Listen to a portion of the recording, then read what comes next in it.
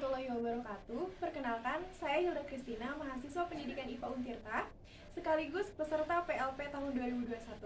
Di video kali ini yaitu tentang praktik mengajar mengambil alternatif 3 yaitu home visit mengenai zat dan karakteristiknya, sebab perubahan fisika dan perubahan kimia. Selamat menyaksikan. Oke, kita mulai ya. Bismillahirrahmanirrahim. Assalamualaikum warahmatullahi wabarakatuh. Oke, selamat pagi anak-anak. Oke, kalau ibu bilang selamat pagi anak-anak, kalian bilang pagi, pagi, pagi. Semangat, siap? Oke, selamat pagi anak-anak. Pagi, sehat. Oke, apa kabarnya hari ini? Ya, alhamdulillah ya, baik semuanya. Oke, sebelum memulai pembelajaran hari ini, alangkah baiknya kita baca doa terlebih dahulu. Selesai, ucapkan salam. Assalamualaikum warahmatullahi wabarakatuh. Waalaikumsalam warahmatullahi wabarakatuh. Baik, ibu absen terlebih dahulu ya. Oke, hadir ya. Rahmat, Hadir. oke, Lina, Hadir. hari ini hadir semua ya.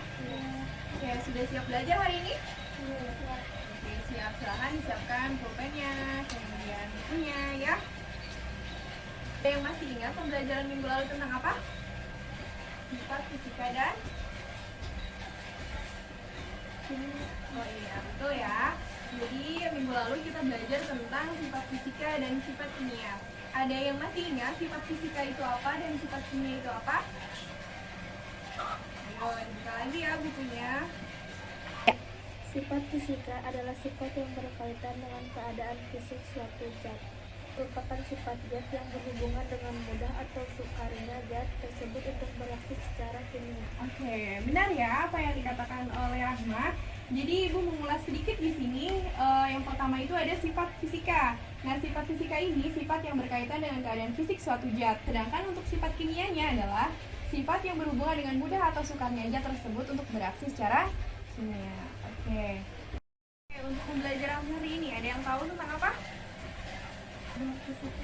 Ya, dan perubahan kimia. Oke, sebelum itu ibu pengen tahu terlebih dahulu. Kalian perhatikan gambar yang ada di depan. Yang pertama, pernahkah kalian melihat es, kemudian ketika kalian keluarkan dari kulkas itu akan mencair? Pernah. Kemudian yang kedua, pembakaran kayu.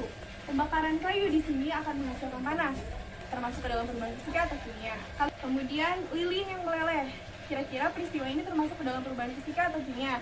6 peristiwa ini coba kalian sebutkan setelah kalian melakukan pengamatan yang termasuk ke dalam perubahan fisika dan kimia ada apa aja?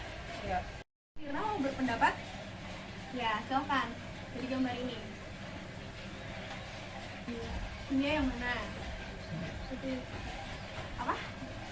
Es. Oke, kata Irna es yang mencair termasuk ke dalam perubahan kimia. Yang lain? Pembakaran kayu termasuk ke dalam perubahan kimia.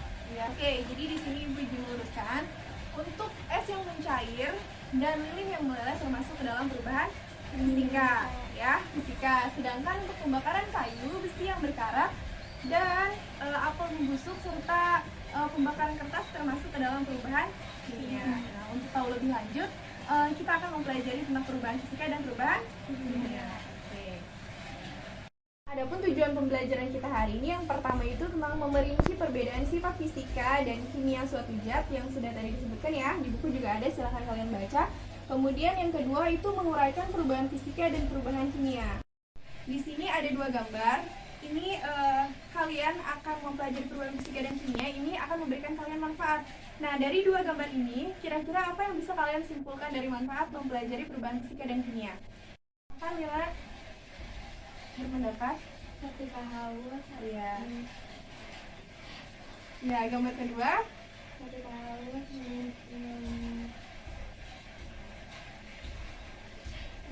Ya, minum es ya. Kemudian yang pertama itu peristiwa apa? Perubahan kimia ya.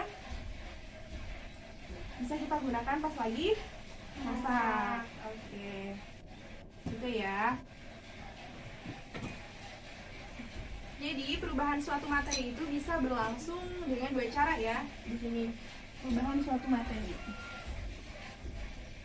Perubahan materi itu ada dua, yang pertama itu secara fisika, yang kedua secara kimia. Oke. Tadi Ibu sudah menjelaskan bahwa di sini ada yang pernah memasukkan es ke dalam freezer. Bentuknya berarti nanti air kemudian akan menjadi es berbentuk padat. Kemudian ketika dikeluarkan lagi akan berbentuk cair. Berarti tidak hanya ada perubahan bentuk saja, tetapi tidak menghasilkan suatu materi baru. Jadi air tetaplah air. Oke. Itu yang pertama, perubahan fisika. Sedangkan ketika kalian melakukan pembakaran kertas, pembakaran kayu sebelum dibakar itu adalah serat selulosa. Kemudian setelah dibakar maka akan menghasilkan apa? Arang atau abu. Nah, itu akan menghasilkan arang atau karbon. Jadi di sana itu terdapat zat baru yang terbentuk. Coba kayu kalau dibakar bisa kembali ke awal kayu atau enggak? Enggak. Kalau misalkan es dimasukkan ke kulkas, diambil lagi, balik ke air enggak? Balik ya. Jadi itu perbedaan sifat fisika dan kimia, perubahannya ya. Nah, jadi dapat kita simpulkan bahwa perubahan fisika itu termasuk perubahan zat yang tidak disertai dengan terbentuknya zat baru. Contohnya tadi ya, es yang mencair, kemudian lilin yang meleleh. Terus kalau misalkan perbedaannya dengan perubahan kimia, yang pertama itu perubahan zat yang menghasilkan zat baru dengan sifat kimia yang berbeda dengan zat asalnya. Contohnya tadi kayu ya, kayu yang dibakar. Besi yang berkarat. Besi yang berkarat awalnya ini adalah unsur Fe. Setelah melalui proses pengkaratan tersebut, nanti dia akan jadi senyawa. Ya, senyawanya itu Fe2O3 dikali NH2O. Kita masuk ke berlangsungnya perubahan kimia. Nah, diketahui dengan ciri-ciri yang pertama di buku ada ya, silakan kalian buat juga. Terbentuknya zat baru. Tadi contohnya itu pembakaran kayu sama besi yang berkarat. Kemudian yang kedua terbentuknya gas.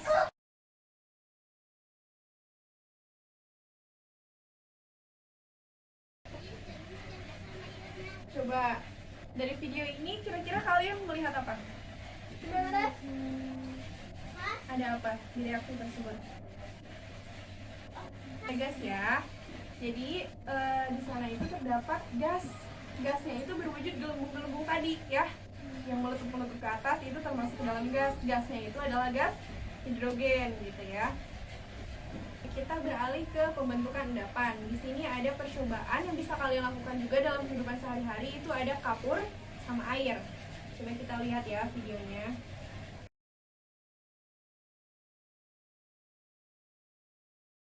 Jadi reaksi pengendapan adalah reaksi yang menghasilkan suatu senyawa yang berbentuk padatan tadi ya, zat kapur tadi, kemudian disatukan dengan air, dikucek gitu ya, terus di bawahnya nggak bercampur, jadi ada bentuk padatan gitu di bawahnya. Nah, ternyata padatan tersebut tidak larut. Untuk yang pembentukan endapan ini, dia masih bisa dibedakan mana yang campur, mana yang pelarutnya, mana yang disebut dengan larutannya gitu. Kayak misalkan air sama pasir akan berbentuk padatan di bawahnya, jadi nggak menyatu seperti air gula. Yaitu seperti reaksi antara timbal nitrat atau PbNO3 dua kali ya dengan natrium iodida atau NaI yang akan menghasilkan endapan timbal iodida yang berwarna kuning. Di situ kalian bisa lihat ya di halaman 127 nih. Jadi dia menghasilkan endapan warna kuning ya. Kemudian yang ketiga ada perubahan warna. Nah, di sini mengapa suatu reaksi kimia dapat menghasilkan warna yang berbeda? Nah, coba kalian tonton video berikut ya.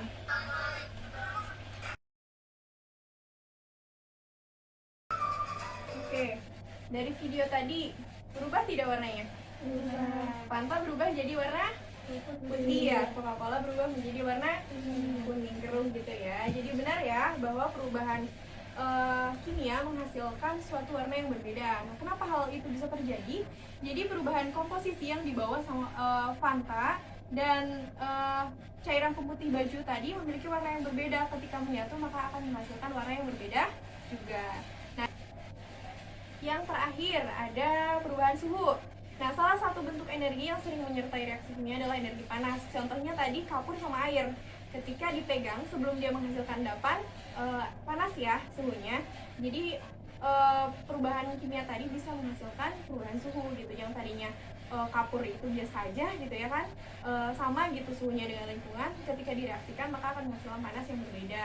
Kemudian terjadinya perubahan kimia tadi ditandai dengan perubahan energi panas atau aliran kalor dari atau ke lingkungan. Contohnya tadi pembakaran kertas tadi ya, akan ada panas di sana gitu. Oke, di sini ada contoh perubahan materi di alam.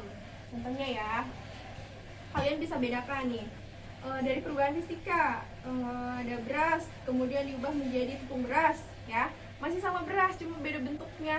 Kalau misalkan beras itu masih butiran kasar. Kalau misalkan sudah menjadi tepung beras, maka akan menjadi butiran halus. Oke. Kedua, kayu diubah menjadi kursi, kemudian gula dilarutkan di dalam air. Bahan kimianya bisa dibedakan, singkong menjadi tapai melalui proses fermentasi, kemudian pembakaran kayu tadi ya. Kemudian ada makanan basi, ya, makanan basi itu akan berbeda zat di dalamnya gitu. Terus susu diubah menjadi keju, termasuk fermentasi juga, ada peragian di sana. Kemudian ada perkaratan besi tadi ya. Oke, sampai sini ada yang mau ditanyain nggak? Kalau cukup bilang cukup ya. Paham semuanya? Cukup? Ya udah. Oke, sekarang ibu mau melakukan 2 percobaan. Silakan kalian amati dan kalian simpulkan, termasuk ke dalam perubahan fisika atau kimia ya.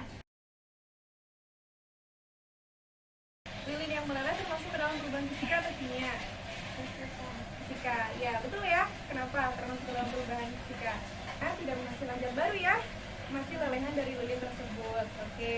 Kemudian yang kedua, kertas dipotong termasuk ke dalam perubahan fisika atau kimia? Karena hanya berubah bentuknya aja ya, yang tadinya lembaran, ibu potong-potong tapi masih berwujud kertas. Oke, kasih aplaus ya buat Sylvie. Oke. Ini jadi 1 pensil dari Sylvie. Belajar ya, sama-sama. Oke. Sekarang ibu kasih waktu 1 menit. Nanti kalau misalkan ada yang sudah mengerjakan, nanti kalian baca teman aja, Bu saya udah beres gitu ya. Ini ada, oke silakan. Di checklist aja, nomor 1 misal fisika, terus nomor 2 misal kimia gitu. Nanti kita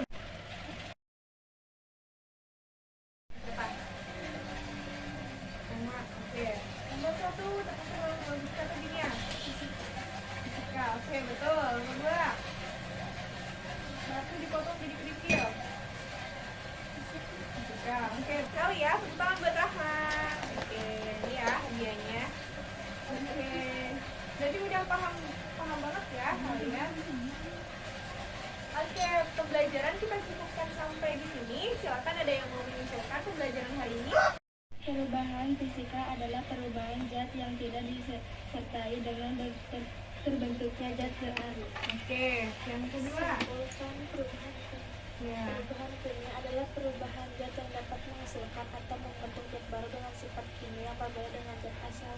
Oke, jadi untuk rumus lebih cepatnya itu di sini ada perubahan fisika dan kimia ya yang udah kita pelajari tadi. Yang pertama, perubahan fisika itu tidak menghasilkan zat baru, jadi tetap hanya berubah bentuk aja gitu, tapi tidak menghasilkan zat baru. Contohnya tadi seperti lilin yang meleleh, es yang mencair. Kemudian untuk perubahan kimia itu menghasilkan zat baru yang berbeda dari zat asalnya. Contohnya tadi ada besi yang berkarat, kemudian pembakaran kayu, kemudian pembakaran kertas, kemudian singkong jadi tape, kemudian ada apel yang membusuk ya.